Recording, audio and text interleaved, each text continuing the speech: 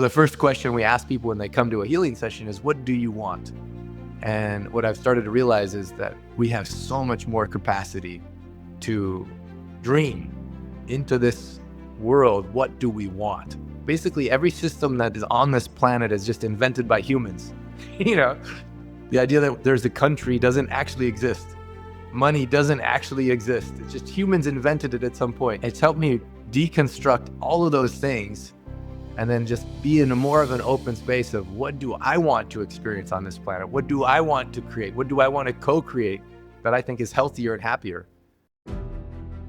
Welcome to the Legendary Podcast, an invitation into intimate, soul-bearing conversations with the gods and goddesses of our Burning Man camp, the legendary playground of the gods.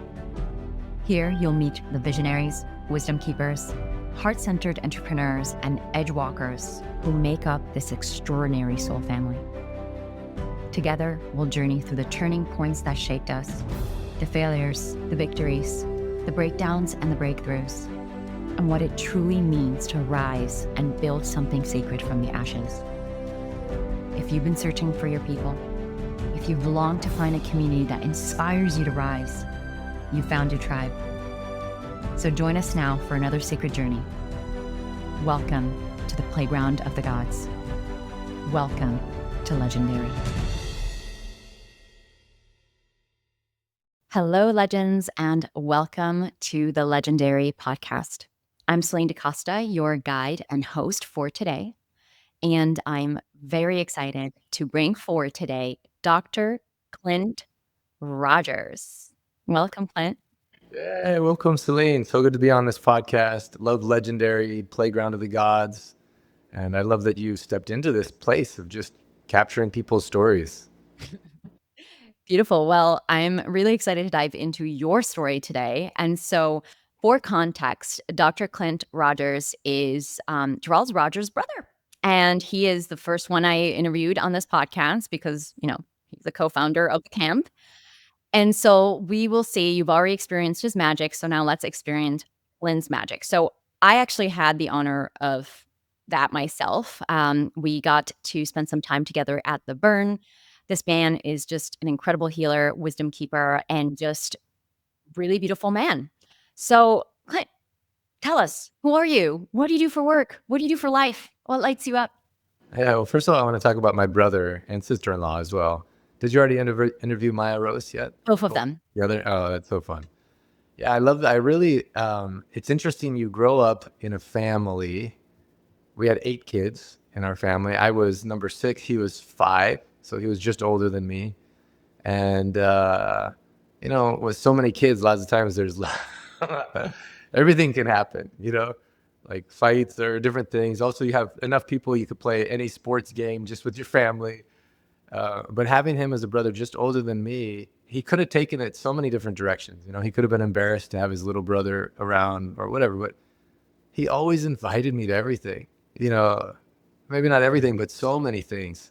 He included me. I always felt like my coolest clothes were the hand-me-down clothes from him, even though they're really, in retrospect, it's like kind of, they're always funky, But we grew up in a family where we had a lot of love, but it was like, I think it was my siblings that raised me as much as my parents in a lot of ways.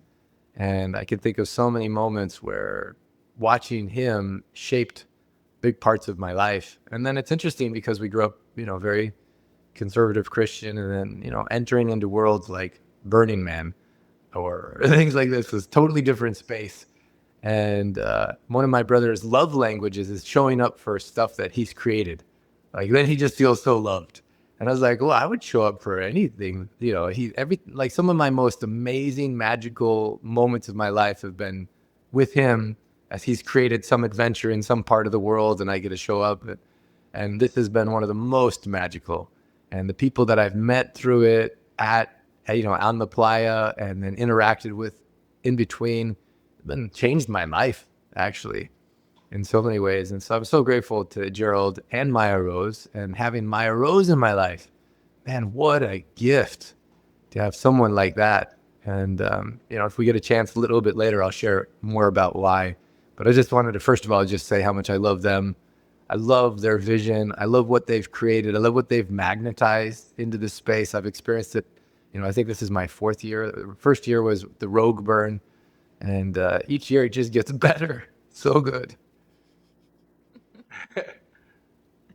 I love it. What a fun share. And anyone, your episode's going to come out after both of theirs. So that is so much beautiful context. And, but you haven't told us about you, sir. I know. Yeah. Back to the question. Yeah.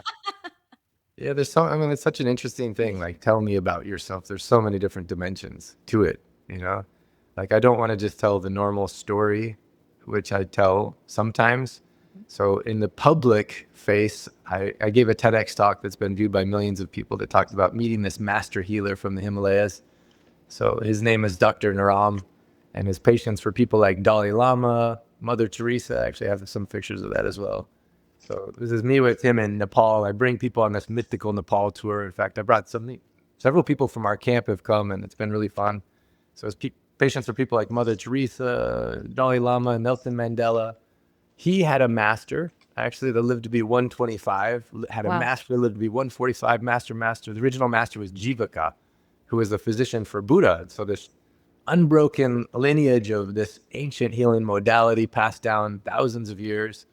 And I ended up writing a book, actually, Ancient Secrets of a Master Healer. The subtitle is A Western Skeptic, an Eastern Master in Life's Greatest Secrets. I was so much a skeptic, actually, a university researcher. And I remember when I was younger, if someone said that they were interested in alternative healing and they started telling me stories, then in my mind, I put them in a certain category called, oh, I can't take these people seriously anymore. I don't know. I was so arrogant. And I had to kind of avoid those conversations. But I went to prove this wrong, but it proved me wrong.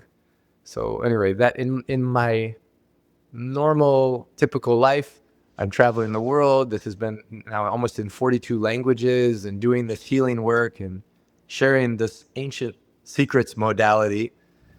So that's one aspect of my life. And then there's so many other things that are just so much more personal, that have come out recently. So which direction you want to go, Celine? You tell me. Ooh, I'm going to pull. There's some strings I want to pull on. So, okay, before we go into part 2 of the personal piece, I want to pull on what you just said because it is a very fun topic, which is this piece around being a former skeptic and you went to change, to prove it wrong, and then it proved you wrong. I know for a fact that so many people, even in our camp, either are in that transition period of like, I don't know about this, like kind of, but I guess but not really. Either have converted but used to be like that, or still like, no, this is this can't be. Although if they're in our camp, they're on their way to conversion. But I want you to speak into it because it's a very human thing. Like, what were you skeptical about specifically? What were you resisting? And what were you trying to prove wrong? And how did you get proved wrong? Yeah, such great questions, Celine. Oh, yeah. I know people can be skeptical of a lot of things. When I first met Dr. Naram, it was interesting because I grew up with a certain mindset, certain programming, certain identity, certain way of relating with the world. And then when I saw things that he was doing that honestly looked like miracles, somehow it threatened me. Actually, it's so messed up, even think about it now. But I thought, no, only Jesus does miracles. So if I see something else happening, then I had to question my belief system. And I tried to find, it must just be placebo or something like that, But then I saw it works on animals, works on babies, works on people in a coma. And then I was like, oh, I had to rethink a lot of stuff. But it was interesting because the thing that I grew up not only with a religious background, but also just believing in certain systems that exist on the planet. Like I thought if there's going to be a solution for a health challenge, it's going to be in, Oxford Medical School or Harvard Medical School, or someone finds it there. I didn't have yet a concept that there's a certain paradigm that we're looking through things in the Western world that enhances some stuff and misses some stuff completely. And so when I went to, quote unquote, prove it wrong, it was almost like to try and maintain my worldview or something, or my identity. And oh man, and brought me on a whole journey where my dad, in the TEDx talk and in the book, I talk about how my dad called me in his office and he said, I have some big problem. I need to meet with you. And then I don't know if you want me to tell that story or not, Celine, but Tell me. all right. So yeah, so my father, Gerald's father as well, called me in the office and said, he's sitting in the chair to the side of his desk. I was sitting in the chair at the front of the desk. He looked to the ground for a long time. And then when he finally looked up, he says, I haven't told your mother and I haven't told your brothers or sisters, but I don't know if I'm going to live through this week. And I just want someone to know where the loose ends are so your mom doesn't have to worry about it. And man, moments like that, like whatever else you think is important melts away. And I got this like anxiety, like maybe I only have days left with my dad. And I was trying to figure out what's happening. And he told me he was seeing 4 doctors. They had him on 12 medications for high blood pressure, cholesterol, diabetes, CPAP machine, arthritis, going towards early dementia. He said he had so much pain in his body at night, like someone slammed his body against the wall, that he says, sometimes I don't even know if I want to live to see the morning. And I never heard my dad ever say anything like that. Always so optimistic, positive. And so then I was really nervous. And I told him, I said, I had just met this master healer. And I tried to explain what he does, that he takes your pulse. He puts his fingers on your pulse and he tells you what's happening. Now, my dad looked at me not interested at all, almost like worried about me, And he's like, I've already tried acupressure, acupuncture, reflexology, in Chinese medicine. I tried so many things, but I'm still in this situation. And so he says, I just want you to know where my passwords are so your mom doesn't have to worry about it if I'm not here in the morning. And so I tried my best to listen to where the passwords were. And then finally I said, for Father's Day, I don't care. I'm going to fly you to meet this healer. Now, that's when my dad says, at least it can't hurt. I'm going to fast forward a little bit. We got him on the plane, which was difficult. 2 people had to carry him on either side, got him to the location. He was in Los Angeles at the time. This Dr. Ram was traveling around the world. And so he was in LA. We waited for hours, and people were going in and out of the office in 5-6 minutes coming out. And my dad finally looked at me. He's like, Clint, why are we here? I can't even read my list of medications in the amount of time that someone goes in and out of that room. And then I was also feeling insecure. Like maybe I'm chasing some crazy thing, one of my dad's last days of life. And I'm like, instead of spending time doing something else. So finally, his name was called. He was hunched over, walked in the office. 6 minutes later, the door opened up and he walked out and he was standing straighter. He has a different look in his eyes. I was like, what happened? And he says, I don't know how to explain it. Even if the 4 doctors were in the same room talking about my case, which never happens. They only talk about part of me. They never get together and talk about me. But even if they were, I don't think they could have described as accurately how I'm feeling physically, mentally, emotionally, spiritually. And he says he can help me. And so in this particular lineage of master healers, they have 6 instruments. One is knowing what food to eat, what food not to eat. So my dad started changing his diet in ways that we never thought of. We never were taught, actually. We didn't know. Taking certain herbal formulas, something called Marma Shakti. I don't know. Were you at Burning Man when I did Marma Shakti? Were you in that session? I don't know. I wasn't. Okay. Many people in the camp have seen I've even seen people in wheelchairs walking, people who are paralyzed, moving their legs again. Crazy things from just understanding subtle energy points on the body, which you press, you remove blocks and rebalance the system.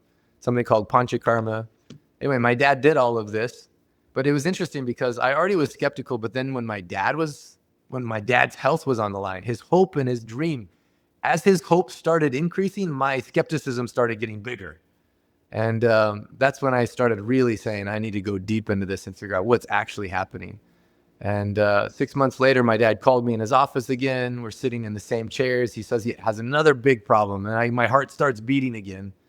This time he pulls out from behind his desk a box of all the medications. He says, my big problem now is that I don't know what to do with all these. And he'd gone from 12 to 1. No more blood pressure, cholesterol, diabetes, no more pain. His whole body felt 20 years younger, mind so sharp. He says, now I want to finish working on this book that I've been working on my whole life. I want you to co-author it with me. and it's about how to help kids make good choices. Anyway, it was amazing to see that happen. And for Wow. someone that I love so much. So I actually call this a love story, but not your typical love story. It's a love story of a son for a father, you know. Wow. That gave me chills. It's Yeah. incredible. So, what I'm hearing is that even when you brought your father to this man, you still had a decent amount of skepticism of what this man was actually doing and whether it would actually work. But watching your father essentially heal from his condition and you learning what was happening, the mechanisms of what was actually happening instead of just going on blind faith helped you to understand what this man was actually doing to your father. Is that right? Yeah, you're so good at reflecting back and restating stuff. Like even just to feel understood, I felt like emotion, like, Yeah. oh, because it's a hard transition whenever you have a certain fixed belief system to go to some other place. But then life gives us challenges. And I think it wants I think if you believe in God, I do, if you believe in divine or whatever, I think, we're here in these bodies in this life. It's a gift and we're supposed to feel fully alive, but we have certain fixed beliefs that get us stuck. And I think these challenges come to wiggle us out of that space. Oh, And in the case of my dad, after I saw this happen for him, I said I said to Dr. Ram, this master healer, I says, you gave me a gift worth more than any amount of money. I could add millions and not bought that result in whatever I knew. And I said, I want to help you now. I want to help people know this is a choice. They may not choose it, but I want them to know it's a choice. And that's when he laughed at me, actually. And I was like, why are you laughing? He says, you remind me a lot of myself when I was younger. I was like, why? What? And he says, because I was also messed up and confused. And then he said, you're, you're very intelligent, but you come so much from your head that even if I taught you these ancient secrets, you wouldn't understand it. And so I was, what do I do? And he gave me three things to do. One was go for silence. And that's where I realized I thought my dad needed healing. I didn't know how much I needed.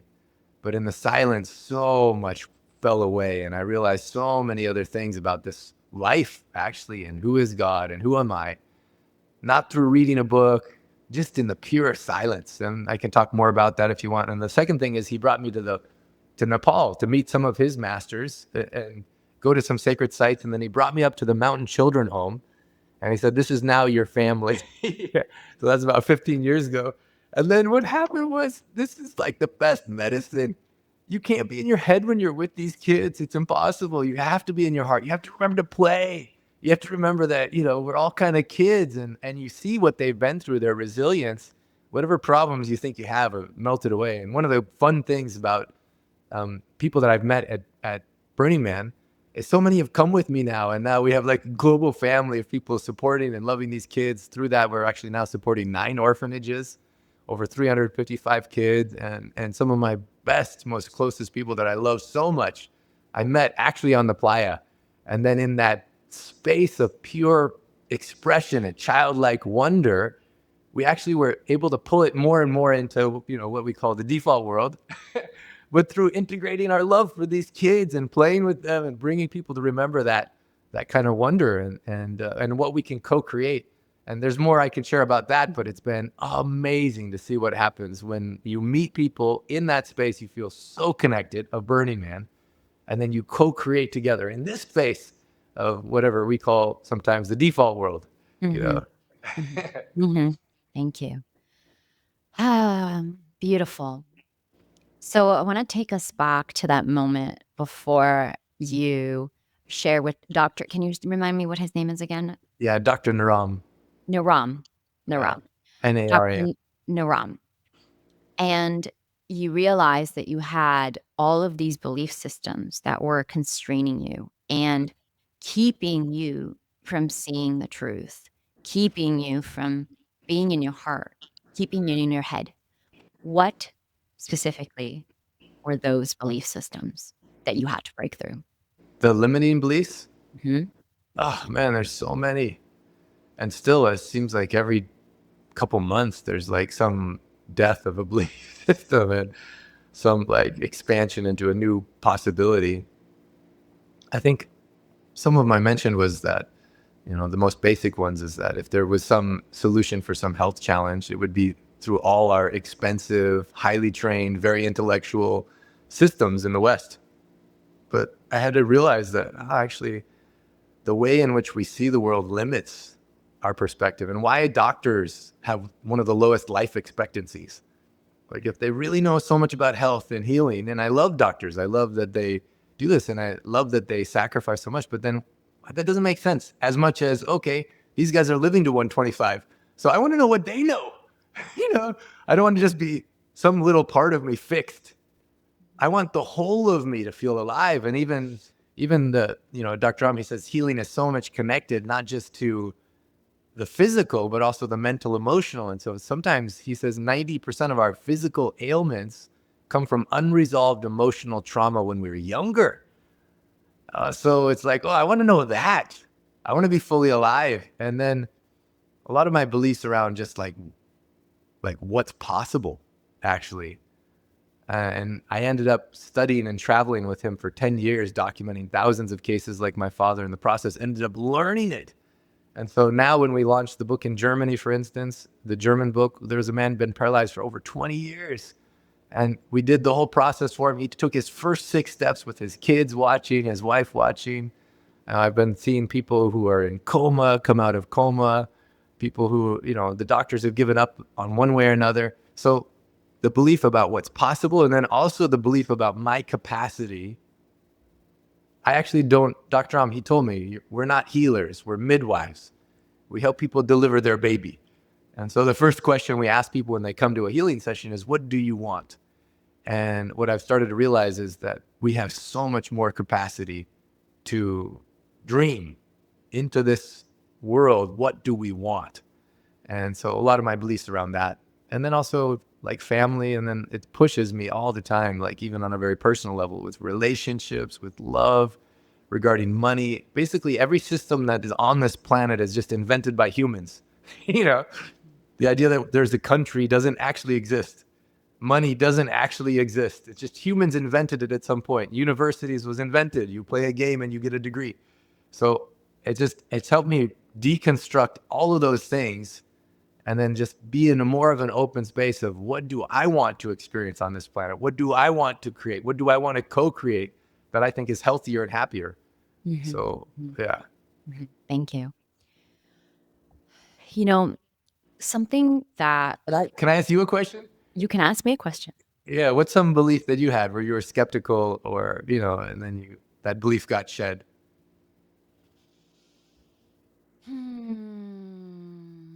Give me a moment. I'm not used to being on the other side. A belief system I had that got shed. Yeah. An entity or some belief system, and then some event or some person helped shake you out of that and into a more expanded state, Yeah. I would say that the thing that immediately comes up for me is that love needs to be hard and love needs to be difficult. That was a belief you had. Mm-hmm. Oh. Yeah. That if there isn't some element of manipulation, abuse, challenge, like not a healthy challenge, like I need to do the work all the time element, it can't exist. And then what helped shift that belief for you? A beautiful man who helped me, who gave me a very embodied experience of what it's like to feel at ease and have a healthy, regulated nervous system in real intimacy. Oh, so beautiful. Yeah. What a total transformation to have even that one belief shift. Yeah. Yeah. Because now I can see that there is ease in love. And it's made my the understanding that there is repair when you love someone, there is repair, there is rupture, and then there's repair, and then Yeah. there's harmony, and then there's rupture, and then there's repair again, and then there's harmony again, right? So it's a cycle. Yeah. Very, very good. Yeah. Just to understand that's part of it. And Yeah. you can get closer through each cycle. Yeah. Know Yeah. yourself more, know them more. Mm-hmm. Wow, that's Mm-hmm. so beautiful. Yeah. When did this belief system start? When did you meet this beautiful man? And when did this start happening that you had this? It actually happened last year. Yeah. Yeah. And the belief system's been with me my whole life, you know? Yeah, we don't even see it. Actually, it just Yeah. operates us. Mhm. Yeah. Mhm. Mhm. Yeah, it steers us and until we see it, and then when we unsee it, then boom, you know? That's the moment where things change. Yeah. But back to you, Mr. Clint. No, I'm celebrating you, Celine. That's Thank so you. exciting. Thank It's so you. powerful. Thank you. I appreciate you asking me a question. That was definitely a pattern interrupt if I've ever seen one. I was like, "What?" I love it. I love it. Um, so I wanna reflect back something that really struck me in your share, which is that moment when your father left Dr. Not Naram, Yeah, good. um, and he said something along the lines of, "Gosh, in a few minutes, he was able to understand me in a way that all of these doctors that would look at parts of me couldn't get." And what immediately came through for me was this: "Oh, that's because he sees the whole, and he sees your father as the whole."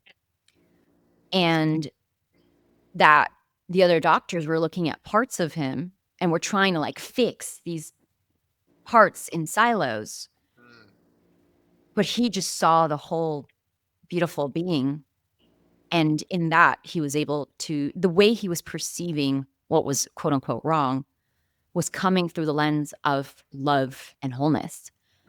And I don't know if I'm just making that up, but You're I so, am really curious yeah. about I know that you've been spending 10 plus years studying with this man, so there's no freaking way that in this podcast you could reveal all the secrets, and we're gonna need to read your book.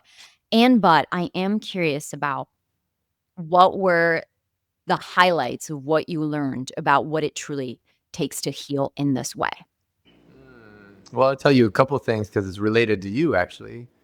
There was one time in particular where he says to me, Clint, Dr. Clint, what do you think is the greatest need that people on this planet have?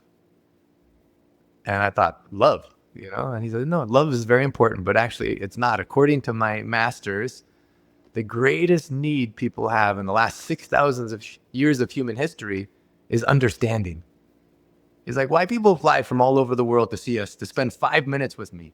How come think of all the money they spent on the plane ticket, on the hotel, they're not being at work, to purchase the herbs, all that for 5 minutes. It's because they're understood so deeply. And actually, Celine, you're really good at this. The way in which you listen so closely.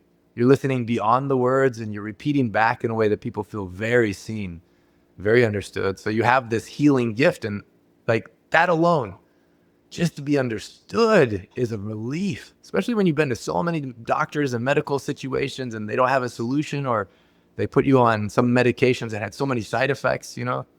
Again, medical disclaimer, I love doctors, the hearts of doctors. I love the intention of doctors. But it's amazing because so many of the doctors would come to us because they have family members of themselves that had some sickness or challenge, and they knew the side effects of their treatments and they didn't want that, Mm. or it didn't work.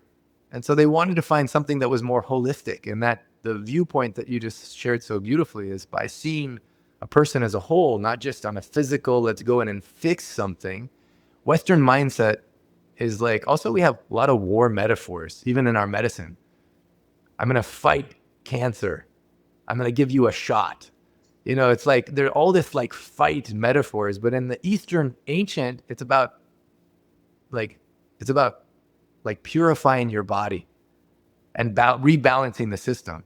So they don't have all those metaphors of let's fight, let's kill, let's kill germs.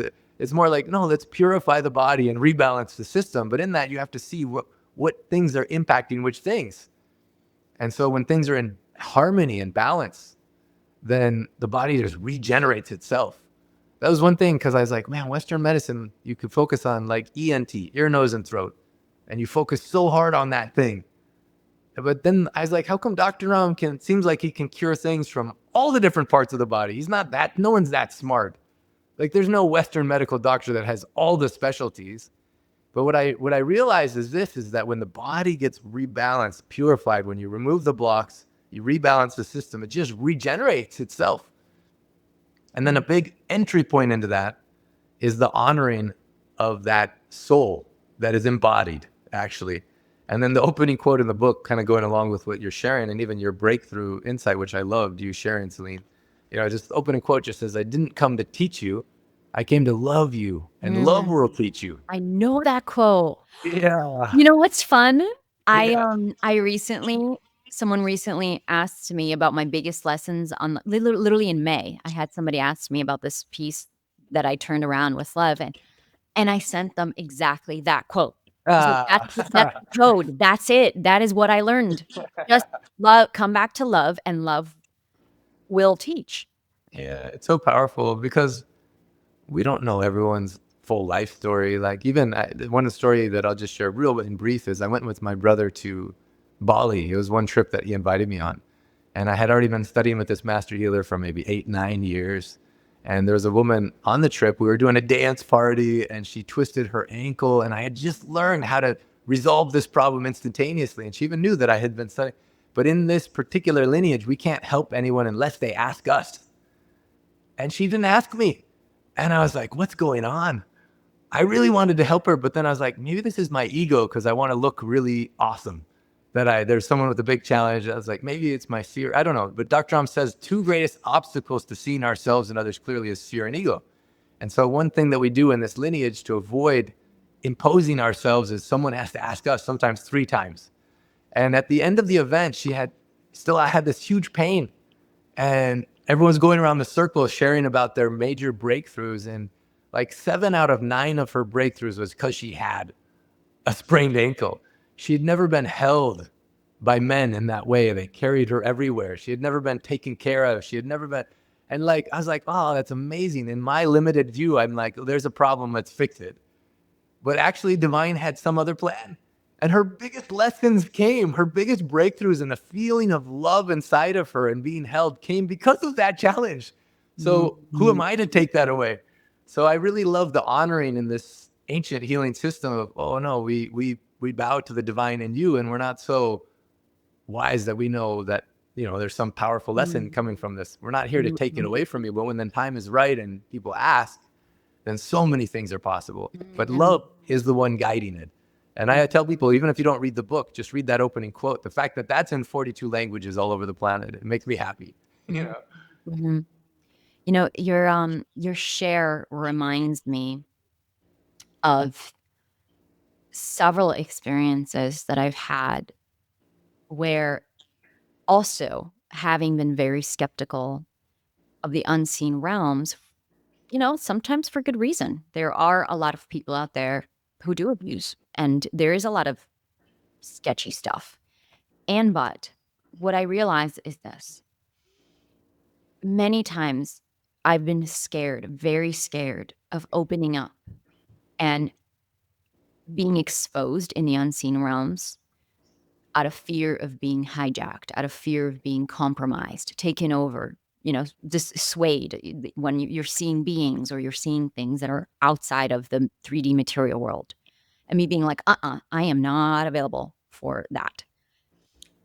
But what I realized is that these the benign energies, the ones who are truly there to support you, will never impose themselves on you. And your share is reminding me of something I've experienced, not just in the, Dr. Naram, who is a 3D, also like a human being, but also in the unseen realms. When you ask for help from your heart, you will Yeah. get it. And if you don't ask for it, it's not that they don't want to help you. It's that you're just not making yourself available to receive it. Yeah. And those forces that are like, I'm going to help you. I'm going to help you. Let me help you, are the ones where you should be like, There's an Yeah. agenda here, possibly. Yeah. So it's funny because the actual places and spaces where healthy skepticism is welcome is the places and spaces where someone is imposing themselves and attempting to control divine will and plan. You know? And what I hear is Dr. Naram and his lineage. It's a great reminder that when I want help, like truly ask for it and Yeah. it will come. Yeah. And I love what you're sharing because also I don't mind if people like love guides them to some other healing modality and it works. I celebrate that. I don't need healing to come through me or this modality. And also I don't need it to come in any particular time frame. But when you're tapped into love and asking, whether it's the unseen forces, the angels or guides or whatever, I believe they show up and then you're guided to exactly what your soul is meant and here to experience in this body, in this time, this precious time that we're here. Mhm. Beautiful. And, Clint, as you're sharing these incredible stories of healing, I can't help but wonder who Clint was before this happened. The version of you growing up who was skeptical, who was an academic, who was closed off to these things. Why do you believe that is now looking back upon your story? How did you become the person who can hold all of this, basically? That's a good question. I, I, I, I honestly, I feel like a couple of the gifts that he gave me more than anything was he taught me a principle called Atiti Devo Bhava, which you treat any unexpected guest as if divine is showing up for you. So, in some other worlds, they say life is not happening to you, it's happening for you. But in this particular way, it has a divine aspect. So it could be a guest. Like if you come to my home, I treat you as if goddess has come. But it could be emotion, it could be a life event, it could be something like AI, it could be, your kids disturbing something or whatever, but like that unexpected guest, sometimes it's an emotion. Like all of a sudden you feel anxious or fear or sadness. It's like, oh no, this is divine showing up for me and it's there to unlock a certain portion. So now, for instance, when I go anywhere, something happens and a lot of people are in panic or they think something bad is happening or some challenge or some worry. Like I have so much confidence that something really amazing is about to unfold. There's another quote that his master taught him that says, whatever is your challenge, your obstacle, or your heartache has within its seeds of equal or greater benefit. Whatever is your challenge, obstacle, or heartache has within its seeds of equal or greater benefit. And so because I've seen it play out over and over again, like I have so much confidence that when I go into a situation, something that doesn't feel good or doesn't look good or doesn't experience, it's not an experience that is like pleasant, I would say. But then I get excited because something is about to happen that is beyond my mind, but that's going to be very good for me and everyone involved. I don't know if that really directly answered your question, but because of that, it puts me in situations where I can't predict or plan. And so my identity and my knowingness I have to set aside and I have to instead look with my inner eyes, my heart eyes, and then navigate that space. And then because of that, it's broken through so many iterations of my identity, who I thought I am on this planet, what I think I'm here to do. Like I'm in a constant state of evolution because of certain principles that he gave me that then I apply and I see it works. I don't know Mhm. if that answered the question. I can share some specific examples, but that's like in essence. Well, what I'm hearing is that the nature of this work and this training requires you to come into your heart and to listen and act from that place beyond the mind, from that place of, the unified field, God, source, universe. And because of that, it also requires you to put down the identity of your past and your ego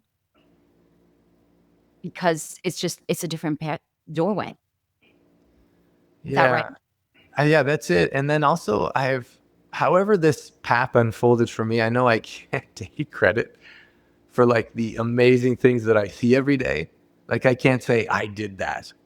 However this role in this life unfolded, I'm even watching the movie and like in the surrender game of like watching in awe all the things that are happening. And so I get to celebrate it, but my ego doesn't get tied in as many times to things. And it's really beautiful. I mean, I could share some specific examples around that. But the essence of it is this, that I think all of us have a limited viewpoint of who we are and what is possible.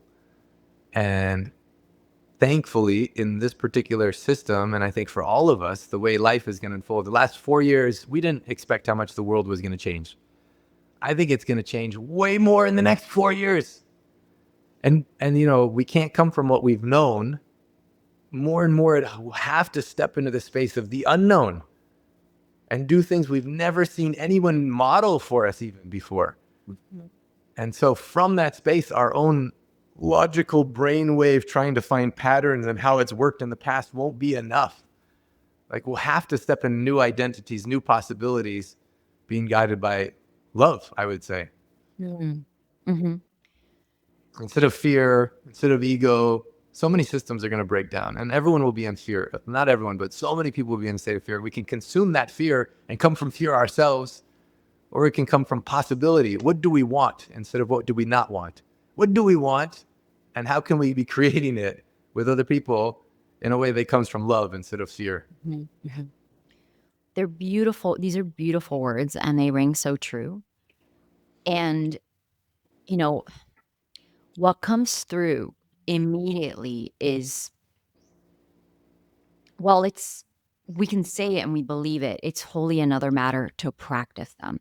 Yeah. And so, I'm curious about what has been your personal journey and practice of how, when you are in those micro moments, right? Where, okay, I want to be operating from love right now. That's what I'd like to do. That's what I know is the thing to do. Like the woman with the ankle. But right now, I think I should fix this. I think I should this. And like that, I find that the biggest challenge for a lot of people who are taking that journey from their mind to their heart is they consume this beautiful prose and philosophy and concepts, and they completely 100% subscribe to it. But when push comes to shove in that moment, they're not able to overcome themselves, the trauma in the body, the stress, the contraction. What has been your experience and the practices that you've implemented to actually be able to truly put your ego down, especially in that moment where it's roaring and it wants to stay and act the most? Yeah. So that's a good question, Celine. Wow, so good. Yeah, so if I understand you, the question is, in the moments where fear or ego wants to hijack the show, how do I stay in a different state of mind, a different possibility? Yeah. And there's even in this particular lineage, they have many things that can support. Like even our food that we eat actually can increase more anxiety, stress in our bodies that affects us mentally, emotionally. So there's some things you can even do with diet, certain home remedies that you can take. There's a really beautiful home remedy in chapter 3. You actually take a half a teaspoon of ghee, you put in a pinch of nutmeg, a thread of saffron, you heat it a little bit, and then before you go to sleep at night, you put 2 drops in each nostril, and it just brings calmness to your whole system. There's actually even points on the body, like if I notice, oh, I'm feeling anxious, upset, worried, nervous, angry, any of those things, I'd be curious. Okay, what was I focused on, Clint? Oh, I'm focused on what I don't want. Like most of the time you're feeling anxious, worried, nervous, upset, all those things, because your brain is focused on what you don't want. So then there's a point on your body you can press, which is on the right hand here. It's a marma point. You press 6 times. What do I want? And if you get clarity about what you want, it doesn't change the external, but it changes your resourcefulness around it. Now, also in this Burning Man camp, there's people who have helped me somatically, like Tony Litzter. Oh my goodness, did such powerful things with me. Going to that part where I didn't want to feel, but feeling it and then feeling safe. Other people in the camp that have helped in one way or another with whatever is their beautiful modality. So I don't have all the solutions or all the answers, but I know love has guided me, step by step to different things. And then I organize something actually. We have another one coming up July 12th called the Miracle Experiment Game. And so for 30 days, we have people go through a game applying 3 principles from the book, and you see what kind of miracles happen: financial, health, relationship, any of them. And I've started playing a miracle game with myself, which is when I want to do something, I say, is it coming from ego or fear? If it's coming from ego, then I challenge myself not to do it. You know, like I can tell I'm really good at names. And at one point I was in a room and I knew I could name all 40 people within like 10 minutes. And I was like, oh, that's coming from my ego. I just want to show off. And so I didn't do it. But other times I say, is it coming from fear? And if it's coming from fear, then I push myself to do that thing to kind of like disrupt the patterns. And then more and more I'm guided by, okay, what is the internal sense of love? Like being on this podcast, I knew, my brother asked me, and it's this opportunity to share, and I don't know what's going to unfold, but I'm excited. I believe that, whoever's listening to this isn't listening by accident. And even if it's just you and me, Celine, like in this magic moment of us connecting heart to heart, who knows if just one thought or one idea that you give me or that we share together can change our lives. So I was excited to have this drop in and this experience with you. And you're so good at asking questions and listening. It's so fun, so enjoyable to talk with you, actually. You really have a gift. Thank you. Appreciate that. Beautiful. So I'm curious about Actually, now. Yeah. oh yeah, I wanted to share one or maybe 2 specific examples. Is that okay? Yeah, go for it. Because it involves other people that I met at Burning Man, actually, in the camp. So, like, for instance, when Dr. Ram, he passed away about 4 years ago. He left his body. And then, man, that was such a burden and like challenge. I'm not going to go into it, but one of the hardest times of my life was, I don't know, so many things around it. But then so many miracles happened. And I'll go into that maybe some other time. But one of the things is that I had been taking care of these kids at the orphanage. But then I was like, man, what if I'm not on the planet? Who's going to take care of these kids? And so I created a small group of people who would brainstorm around this. And they came up with such beautiful concepts, like creating an endowment fund where the interest alone supports them, whether I'm on the planet or not. And through that, some of the people of this amazing group we call Ancient Secrets Fellowship, David Osborne, Mike McCarty, some other wonderful people from Burning Man, Tony Litster, some other ones, we came up with certain concepts and then we applied it. So we had one mastermind or beyond mind in Austin, and we started like working on some of these concepts, and Mike was doing such a good job at like, how do we collectively make life better than we can individually? And because we all stepped out of our ego, knowing that we're all doing it for the love of these kids, and then there was an opportunity to speak about a week later at this beautiful event in Snowbird, Utah, with 300 really powerful entrepreneurs. And I remember I walked in the room and we were going to use some of these concepts that we came up together. And I felt so intimidated. Like it was like so much testosterone in the room, all these achievers, and I'm just kind of like feeling nervous actually. And I was at the back of the room and I started feeling my heart beat faster because I was one of the opening people to speak. Me and David were going to share together. And also David's son, Luke, who came to Nepal with us. And I just started, my heart beating faster. And someone in the back said, you can't come, asked me how I was doing. I was like, man, I'm really nervous. And he's like, well, someone taught me you can't be nervous and grateful at the same time. I was like, oh, I like that. And I realized I was coming from fear. I wasn't coming from ego in that moment, although my ego was a little scared to be with all these super high achievers. But I was realizing coming from fear. And then as I switched that to gratitude, I was like, man, I'm so grateful I get to be here. I'm so grateful I get to share the story of these beautiful kids, and I get to share what's happening there and to these men. And so we spoke, and at the beginning, the organizer said that maybe I'll be able to raise between $50,000 to $100,000 during that time, which was awesome. But what ended up happening is not only in that hour and during that period of time, we raised almost $500,000, $480,000. Wow. And then they had me on again towards the end. And on the last day, the whole audience gave a standing ovation for what we were doing together. And I was like, whoa, we stepped into the fear. We did something collectively. We created new concepts that didn't exist before. And it impacted these amazing men in such a beautiful way that their hearts not only gave like financially, but gave their love and celebrated that this was happening. So that was one example that just was like, okay, let's face our fear and ego and in a very practical 3D way, do something that none of us had ever done before and never seen done. I don't know if that was a helpful example, but it was fun to see that happen in the last year since last Burning Man. I love it. That moment where, you know, these moments, I recently just went through one just the other day, so it's quite familiar in my back pocket. Is I call them, those are the moments where you get to meet yourself. You get to meet the part of you that you're afraid to look at. You get to meet the part of you that only comes up when it's triggered.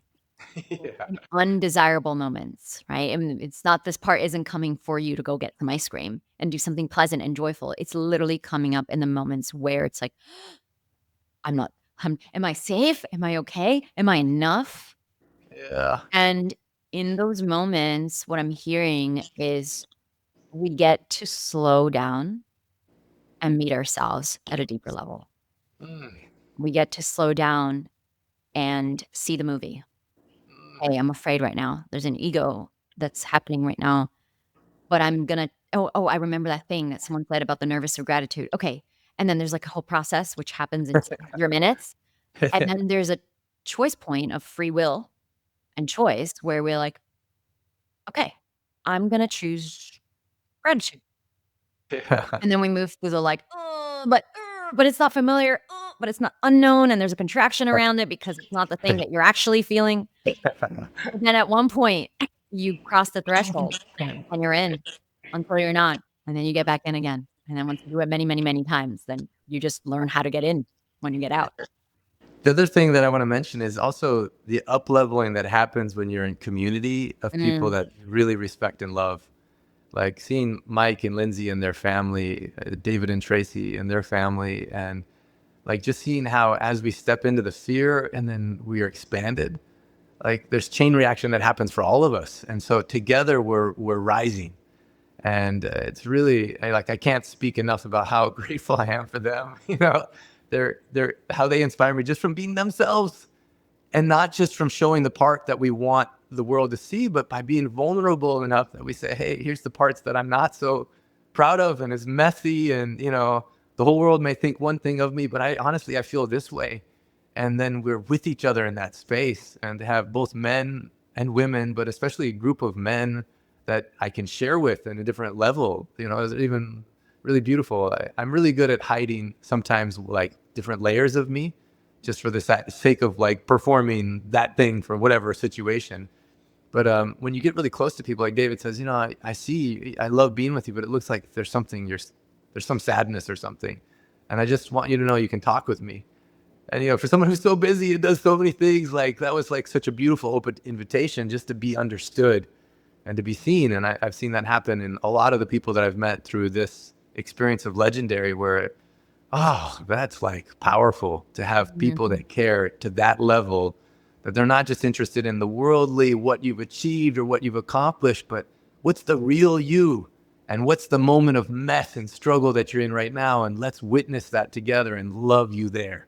And mhm, that's magical. And we could do it on our own, but when you have people that you really trust and love that do it with you, it seems exponentially awesome and mhm, transformative. mhm. I love it. Thank you.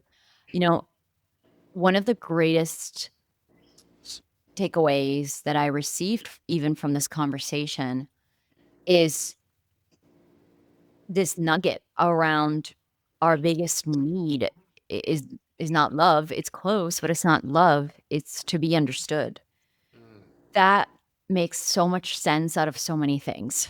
Yeah. It makes so much sense why people fight, why people treat each other a certain way because they feel they haven't been understood, heard, why we behave the way that we might, that isn't in alignment to our highest self. It just makes so much sense. Mm. And to those who are listening right now, who, are at the in their own process of transformation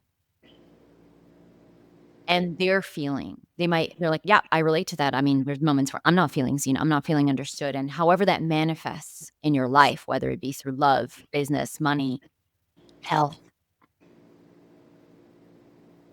What would you want them to know? Really beautiful question. It was broken down for me one time in a way that really helped me understand. I don't know if I can even draw it, but we all want to be loved. We all want that, actually. But before we're loved, we have to be accepted. Before we're accepted, we have to be seen. And before we're seen, we have to actually tell the truth. But because we want to be loved so much, oftentimes we tell a partial version of the truth or just what we want people to see. And then we're not seen. And so it's an artificial acceptance and an imitation love, and it's never fully satisfying. I've been in that pattern my whole life. I realized that it stemmed for me with my mom. And, I would only tell her certain things because I wanted her to love me. And then it played out in every other intimate relationship. And women are so intuitive. They can just tell. And I'm like, oh, I don't want to reveal this. They know something's off, but then it's like, and then I would feel like, oh, I'm disappointed. And then, so many things like that. But even just recently, I was able to face that. And on my birthday this year, March 8th, I said to my mom, I was like, Mom, I feel like I have this pattern and I love you, but I actually don't feel love from you or anyone because I don't give you a chance. I've never given you a chance. And I've never shared things that I think will disappoint you, and so I want to have an opportunity. And so I gave her an opportunity. We created an experience where we could meet each other in a totally different way. And it was so scary, Celine. It's like, I've been on stage for hundreds of thousands of people, was knighted in Rome. So many things happened, but this was the most scary moment, was sharing my like raw, vulnerable, trembling, full self with my mom. Because on some visceral level, I like when you're a baby, you die if this person doesn't care about you. And then through it, man, it was so unbelievable, beautiful, the healing and connection that happened both for me and her. And so I would say that, by playing this game, this miracle game of just letting yourself be seen a little bit more with the right kind of people, it actually leads you to actually have a possibility to feel loved, where otherwise you're choosing for everyone else and you're never going to feel it. Now, I know there's some people listening to this podcast that are really good at this already, but I'd say majority of us, we're not so good at this, especially if we've been achievers. Lots of times I find, Dr. He said 95% of people on the planet don't know what they want. Only 3% know what they want, but they never achieve it. The 1% that know what they want and achieve it, they never enjoy it. Because in the process, they got health problems, relationship problems, they did it in a toxic way. And only 1% of people know what they want, achieve it, and actually enjoy it. And so what I've seen with a lot of people who are really beautiful achievers is they're trying to overcompensate something where they feel unlovable.